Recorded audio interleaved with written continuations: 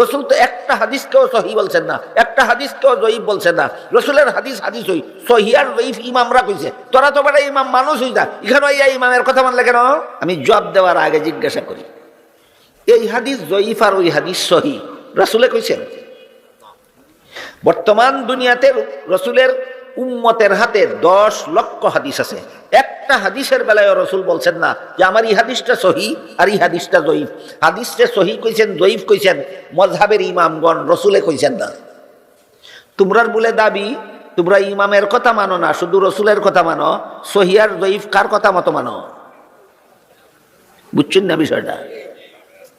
তোমরা তো দাবি তোমরা রসুলের কথা মানো, ইমাম আবু হানিফার কথা মানো না, শাফির কথা মানো না, তোমরা কোনো ইমামের কথা মানো না, যা মানো রসুলের কথা মানো। রসুল তো একটা হাদিসকেও সহি বলছেন না, একটা হাদিসকেও জয়ীফ বলছেন না। রসুলের হাদিস হাদিস হই, সহি আর জয়ীফ ইমামরা কইছে। তোরা তো বেটা ইমাম মানুষ হই না, এখানে এই ইমামের কথা মানলে কেন?